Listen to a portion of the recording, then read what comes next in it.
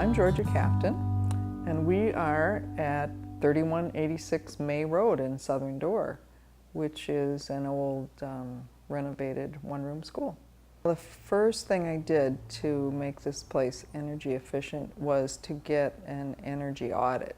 It's about $300, but I think you can get a partial rebate for that. And then there are all these focus on energy rewards, so you get part of what you put in back, and you get more of it back in reducing your energy bills, and your house gets more comfortable. I have a photovoltaic array on the roof and big panels that cover almost the whole south side of the roof. They collect the rays of the sun and turn them into electricity, and there's a gadget in the basement called a converter, which converts whatever gets collected into electricity, which can be fed into the power lines and sold to Wisconsin Public Service.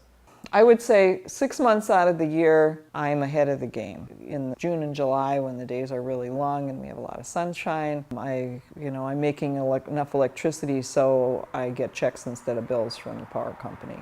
My understanding is that the power companies have a mandate to have sustainable energy sources like wind and photovoltaics, a certain amount by a certain time. And they can take credit for what I have on my roof if they buy it from me, and they buy it from me at a premium price for guaranteed for 10 years.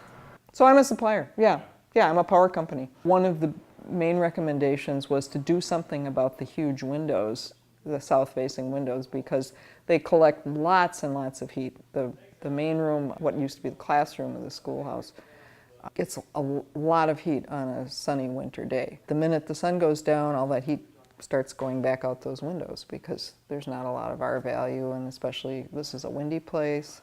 He said if you could figure out a way to keep that heat in, you could practically be neutral. So I researched window quilts, and I found this company online called Warm Window, and they sell an insulating material, which is a 4-layered little sandwich.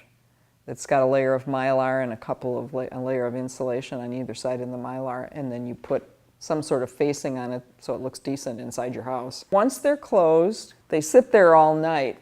In the morning, if you put your hand between the drapery and the window, it's like putting your hand outside, and the inside of the drapery is warm. So I know it's working.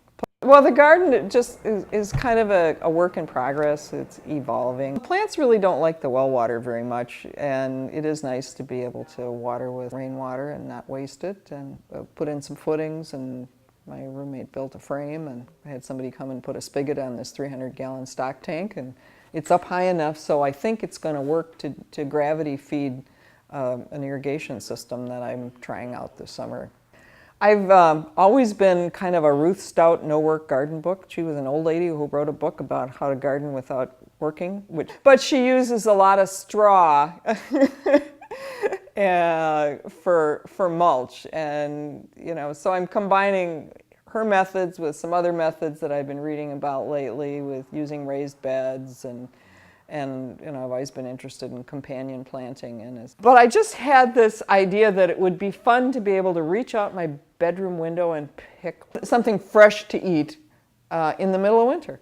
So the first thing I did was build raised beds. It turned out to be a really good place to grow tomatoes because the heat reflecting off the concrete foundation was, tomatoes really like lots of heat. Okay, this is a good place that gets lots of sun, gets lots of heat. I'll bet you if I were to cover that over, I could even collect some of that heat and maybe let it into the house in the wintertime, which I'm doing. Yeah, you just open the window and let the heat in. I think one of the reasons for putting the array on the roof was not necessarily to get rich by selling electricity to the power company, but this is a pretty visible building, and it's renewable energy is really an important value for me, and so it was a way of saying, look what you can do.